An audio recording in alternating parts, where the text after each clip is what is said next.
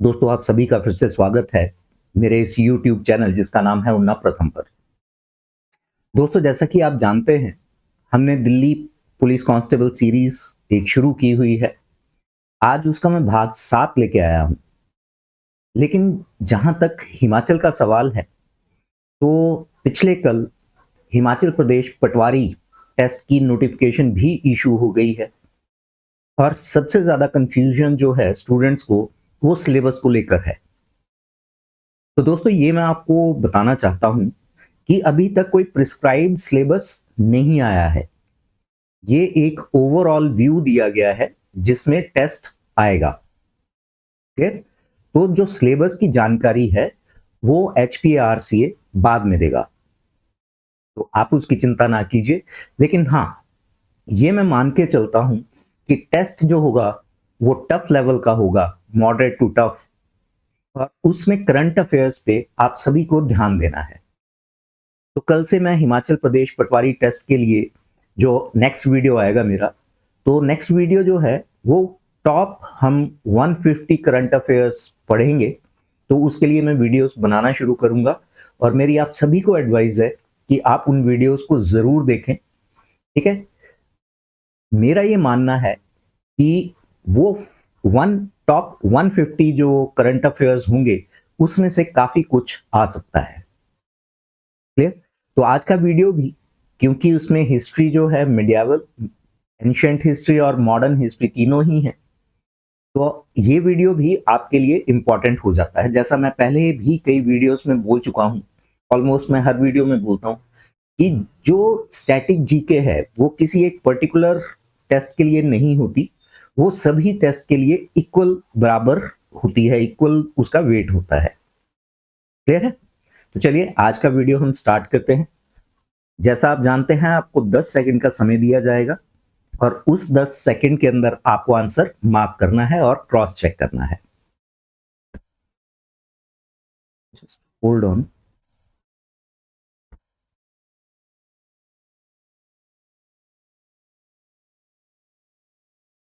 तो दोस्तों, शुरुआत करते हैं पहले प्रश्न से।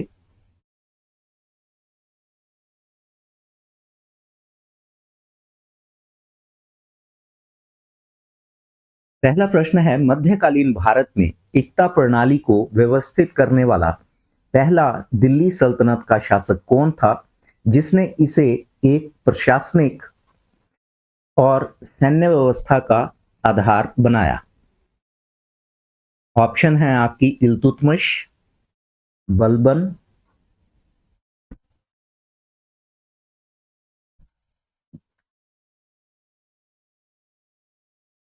बलबन, कुतुबुद्दीन ऐबक, अलाउद्दीन खिलजी। तो ये चार आपकी ऑप्शन है। ठीक है, क्वेश्चन मैं फिर से दोहरा देता हूं। मध्यकालीन भारत में एकता प्रणाली को व्यवस्थित करने वाला पहला दिल्ली सल्तनत का शासक कौन था जिसने इसे एक प्रशासनिक और सैन्य व्यवस्था का आधार बनाया?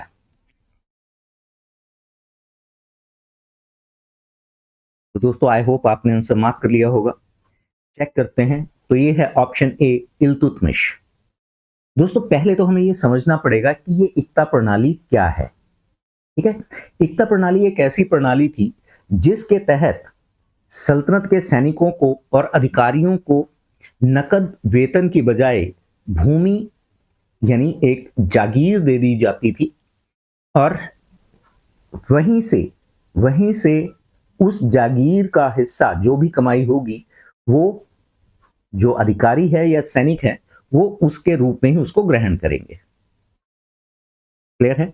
तो एकता प्रणाली ये इल्तुतमिश ने शुरू की थी, जिसके तहत सैनिकों और अधिकारियों को नकद वेतन न देकर जागीर प्रदान कर दी जाती थी। ठीक है? तो आई होप आपका पहला प्रश्न ठीक हुआ होगा। बढ़ते हैं अगले प्रश्न की ओर। हमारा दूसरा प्रश्न है, किस संवैधानिक संशोधन अधिनियम के तहत एक ही व्यक्ति को दो या दो से अधिक राज्यों के लिए राज्यपाल के रूप में नियुक्त करने की अनुमति दी गई है?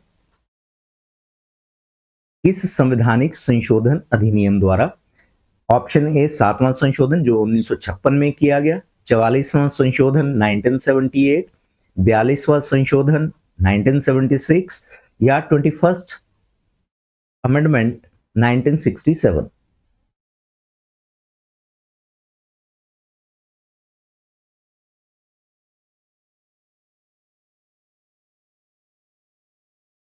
आपका समय समाप्त होता है, क्रॉस चेक कीजिए। तो दोस्तों ये है 7वां संशोधन जो कि 1956 में किया गया था। ठीक है, इस संशोधन के तहत ये स्वीकार किया गया, ये अनुमति प्रदान की गई कि एक ही व्यक्ति एक ही समय पर 2 या 2 से अधिक राज्यों का राज्यपाल नियुक्त किया जा सकता है। ठीक है, हमारे संविधान के 153वें संशोधन अनुच्छेद में यह संशोधन किया गया था। क्लियर? चलिए बढ़ते हैं अपने तीसरे प्रश्न की ओर। तीसरा प्रश्न है, निम्नलिखित में से कौन सी नदी को लवण नदी यानी सॉल्ट रिवर के नाम से जाना जाता है?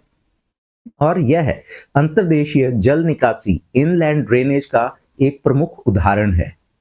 Option A Mahi, option B Ghaggar, option C Sabarmati या ऑप्शन डी लूणी।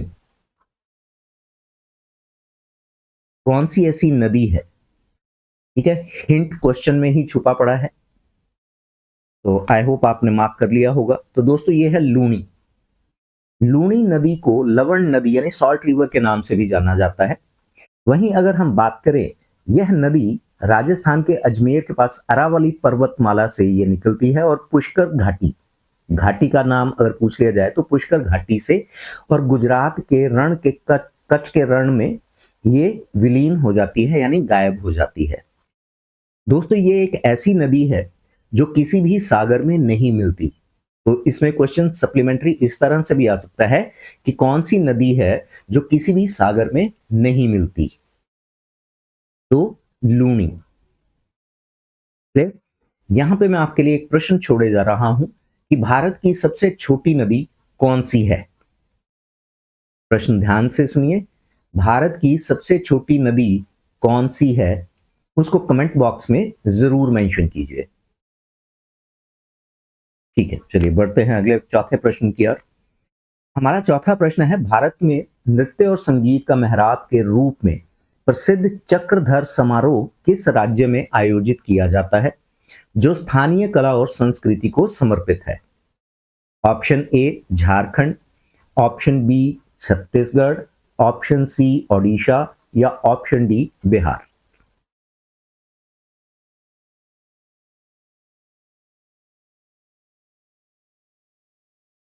आई होप आपने आंसर मार्क कर लिया होगा, चेक कीजिए।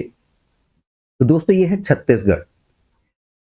चक्रधर समारोह जो है वो छत्तीसगढ़ में आयोजित किया जाता है क्योंकि यहाँ के एक राजा थे जिनका नाम था चक्रधर सिंह, तो ये उनकी स्मृति में आयोजित किया जाता है। वहीं अगर हम राजा चक्रधर सिंह की बात करें तो इन्होंने संगीत और नृत्य को विशेष रूप से कथक और तबला के जो है प्रोत्साहन दिया। ठीक है, तो इसके ये महान संरक्षक माने जाते हैं। तो इन्हीं के सम्मान में चक्रधर समारोह का आयोजन किया जाता है छत्तीसगढ़ में। बढ़ते हैं पांचवें प्रश्न की ओर। पांचवा प्रश्न जो है, कार्बन डेटिंग विधि द्वारा का उपयोग पुरातात्विक नमूनों की आयु निर्धारित करने के लिए किया जाता है। इस प्रक्रिया में मुख्य रूप से किस रेडियो एक्टिव समस्थानिक रेडियो एक्टिव आइसोटोप का प्रयोग किया जाता है? Option A H3, option B C14, option C C12 या ऑप्शन डी U238। किस आइसोटोप का प्रयोग किया जाता है? दोस्तों ये बहुत इंपॉर्टेंट प्रश्न है।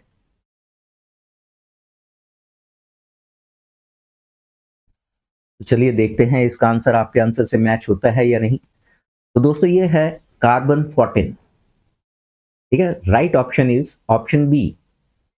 अब अगर हम किसी भी चीज की लाइफ वो कितनी समय पुरानी है तो उसमें हम कार्बन डेटिंग का प्रयोग करते हैं, जहां पे कार्बन 14 का प्रयोग किया जाता है और ये जब तक डिके होकर कार्बन 14 से कार्बन 12 तक नहीं आ जाता, जैसे ये कार्बन 12 तक पहुंचता है तो उस टाइम पीरियड को मल्टीप्लाई किया जाता है, जिससे हमें उस वस्तु की एज के बारे में पता चल जाता है।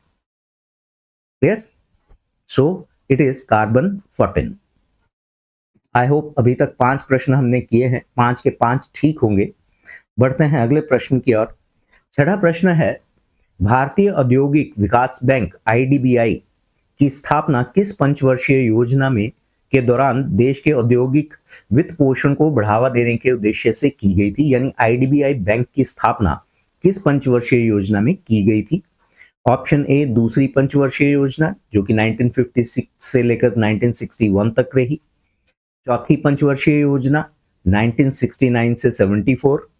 सी ऑप्शन है तीसरी पंचवर्षीय योजना जो कि 1961 से 1966 तक थी, या पहली पंचवर्षीय योजना जो कि 1951 से 1956 तक थी। आईडीबीआई बैंक की स्थापना।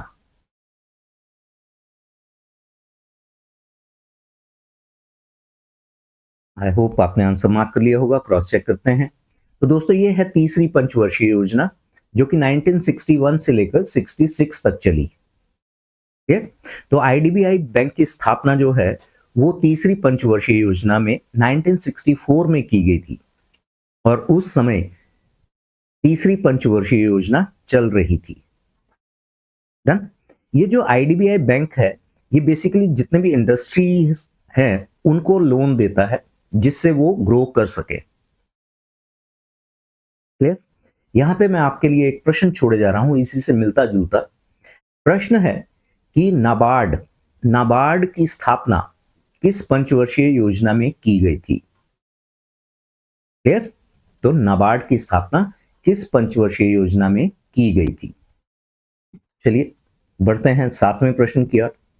7वां प्रश्न है, किस गुप्त शासक को कविराज के नाम से भी जाना जाता था और उसके सिक्कों पर उसे वीणा बजाते हुए दर्शाया गया है, जिससे उसकी संगीत में रुचि का पता चलता है? दोस्तों एक ही प्रश्न में 2 प्रश्न हैं। एक, किस गुप्त शासक को कविराज के नाम से जाना जाता है? दूसरा, इसी से एक और क्वेश्चन निकलता है कि किसको वीणा बजाते हुए, किसको सिक्कों पर वीणा बजाते हुए दर्शाया गया है? ठीक है, तो option A Samudragupta, option B Skandagupta, option C Chandragupta प्रथम, या ऑप्शन डी कुमारगुप्त प्रथम। दोस्तों बेहद इंपॉर्टेंट प्रश्न है ये।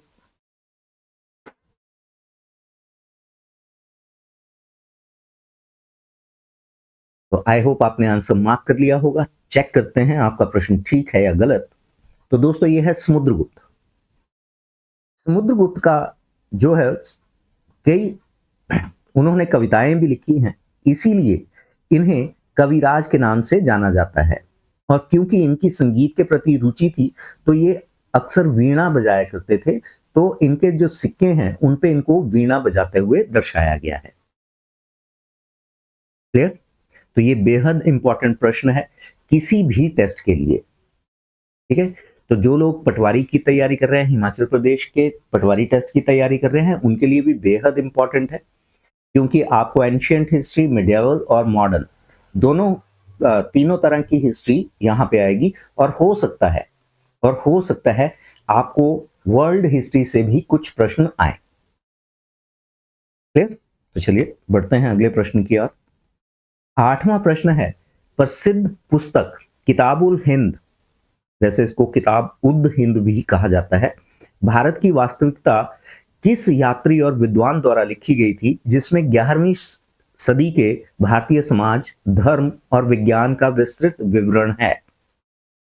ऑप्शन ए फाहियान, दूसरा second option is B option Alberuni, C option Ibn Battuta, या डी ऑप्शन ह्योन सांग। किताब उद हिंद या किताबुल हिंद। तो दोस्तों आई होप आपने आंसर मार्क कर लिया होगा। चलिए चेक करते हैं। तो दोस्तों ये है अलबरूनी। ये अरबी भाषा में लिखी गई है। ठीक है, और ये बुक जो है, ये किताब जो है 11वीं शताब्दी के भारत के समाज की धर्म, विज्ञान और रीति रिवाजों और जीवन शैली का एक विवरण प्रदान करती है। यहां पे आपके लिए एक और प्रश्न छोड़े जा रहा हूं कि अल बेरूनी किस आक्रमणकारी के साथ आया था। जैसा आप सभी जानते हैं, भारत पे जो मुस्लिम आक्रमण जो है वो 712 में शुरू हुए थे। तो प्रश्न ये है कि अल बेरूनी किस आक्रमणकारी के साथ भारत में आया था। तो चलिए बढ़ते हैं अगले प्रश्न की ओर। नाइन्थ क्वेश्चन है, भारत में लोकतंत्र के विकेंद्रीकरण यानी डिसेंट्रलाइजेशन ऑफ डेमोक्रेसी और पंचायती राज व्यवस्था के त्रिस्तरीय मॉडल की सिफारिश किस समिति द्वारा की गई थी। ऑप्शन ए अशोक मेहता समिति, ऑप्शन बी एल.एम. सिंघवी समिति, ऑप्शन सी बलवंत राय मेहता समिति या option D PV Narasimha Rao समिति।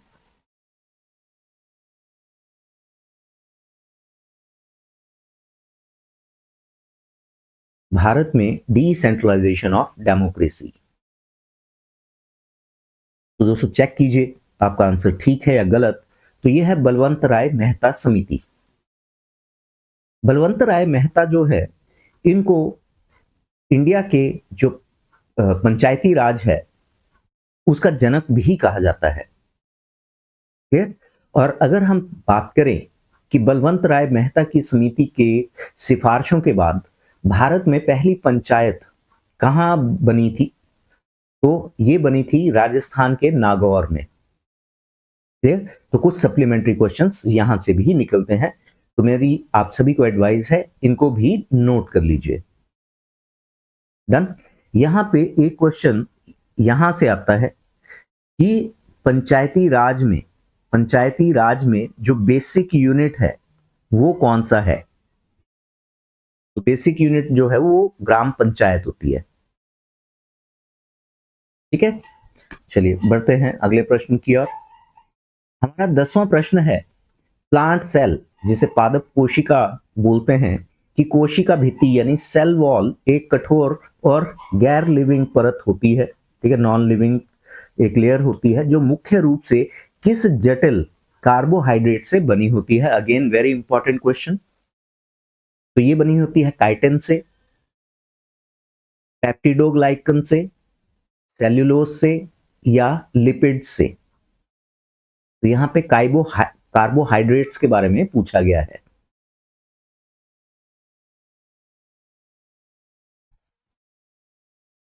प्लांट सेल, क्योंकि जो प्लांट है उसकी जो शेप है वो इसी पे डिपेंड करती है।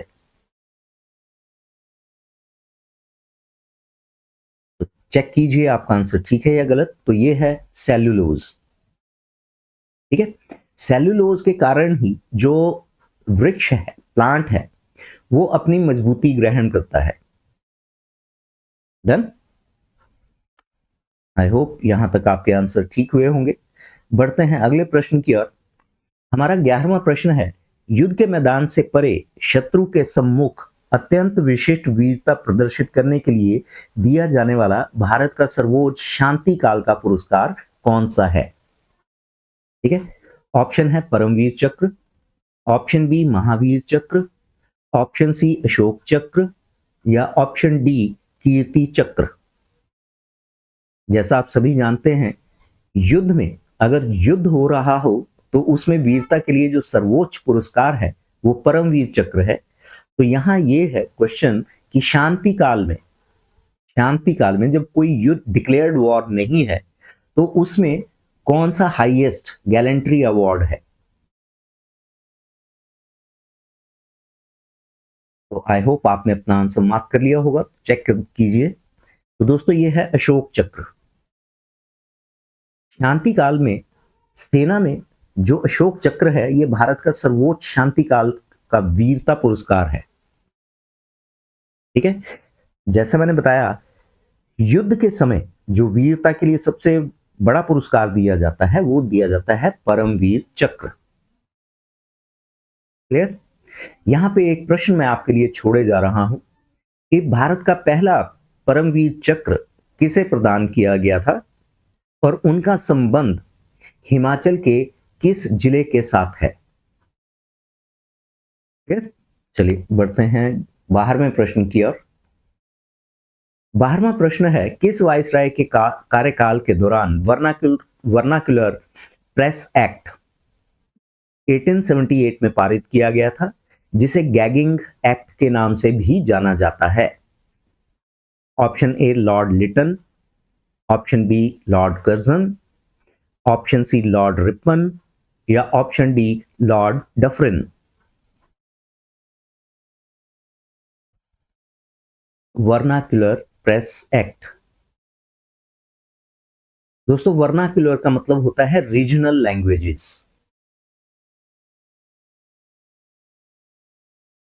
तो आई होप आपने अपना आंसर मार्क कर लिया होगा। चेक कीजिए कि क्या आपका आंसर सही है। तो दोस्तों, right option is option A Lord Lytton. ठीक है। वर्नाक्युलर प्रेस, जैसे मैंने अभी आपको बताया कि वर्नाक्युलर का मतलब होता है रीजनल लैंग्वेजेस। रीजनल, तो उस समय जितने भी रीजनल लैंग्वेजेस में न्यूज़पेपर छप रहे थे, और क्योंकि वो अंग्रेजों के विरुद्ध लिख रहे थे, तो यहाँ पे वर्नाक्युलर प्रेस एक्ट पारित कर दिया गया, जिसपे जितने भी रीजनल लैंग्वेजेस में छप रहे थे अखबार, उनको बैन कर दिया गया था। क्लियर?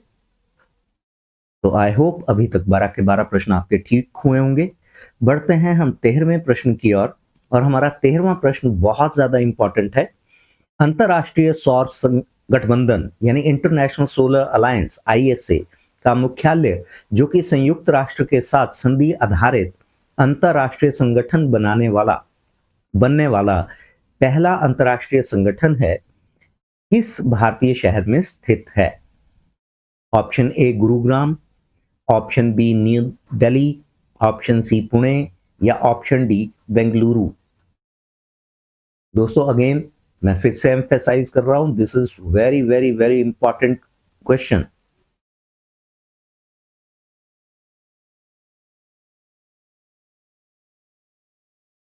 आई होप आपने अपना आंसर मार्क कर लिया होगा। तो चलिए देखते हैं कि आपका आंसर ठीक है या गलत। तो दोस्तों, ये है गुरुग्राम। गुरुग्राम जो है ये हरियाणा में पड़ता है, और ये दिल्ली NCR का हिस्सा है। डन। वहीं अगर हम ISA की बात करें, इंटरनेशनल सोलर अलायंस की बात करें, तो ये भारत और फ्रांस द्वारा शुरू की गई एक पहल थी। तो यहां से एक प्रश्न ये बनता है कि भारत के साथ ये जो ISA है, ये किसकी पहल पे बना है? भारत और फ्रांस। डन। एक सप्लीमेंट्री और क्वेश्चन बनता है कि इंटरनेशनल सोलर अलायंस की शुरुआत किस वर्ष में की गई थी? तो दोस्तों, ये है 2015 में। ठीक। तो इसका जो हेडक्वार्टर है, इंटरनेशनल सोलर अलायंस का जो हेडक्वार्टर है, ये है गुरुग्राम, और गुरुग्राम जो है वो दिल्ली NCR का हिस्सा है। क्लियर? चलिए बढ़ते हैं अपने पेनल्टीमेट क्वेश्चन की ओर, और हमारा 14वां प्रश्न है, भारत में सुनहरा रेशा गोल्डन फाइबर क्रांति का संबंध किस नकदी फसल के उत्पादन में वृद्धि से है, जिसका उपयोग मुख्य रूप से पैकेजिंग सामग्री बनाने के लिए किया जाता है? Option A rubber, option B तंबाकू, ऑप्शन सी कपास यानी कॉटन, या ऑप्शन डी जूट। तो यहां से आपको हिंट मिल जाना चाहिए कि पैकेजिंग सामग्री बनाने के लिए।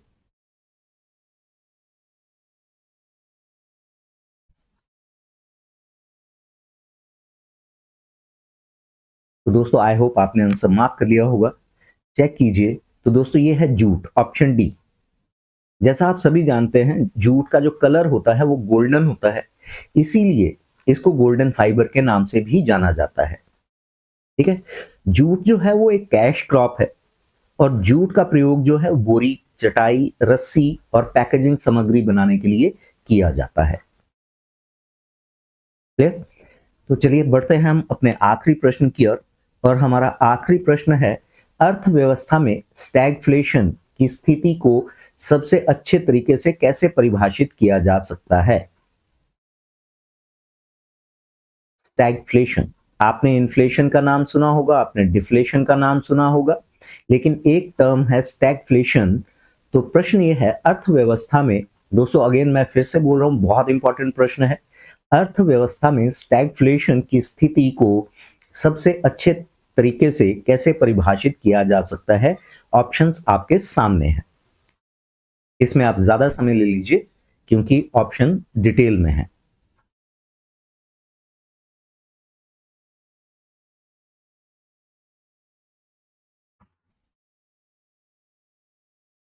दोस्तों, इकोनॉमिक्स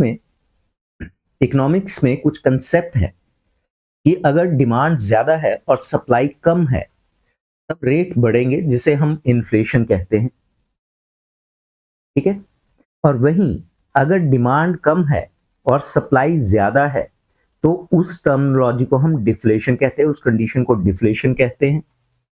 लेकिन यहां पे बात हो रही है स्टैगफ्लेशन की, तो चेक कीजिए, तो ये है ऑप्शन सी, जहां पे हाई इन्फ्लेशन होगी।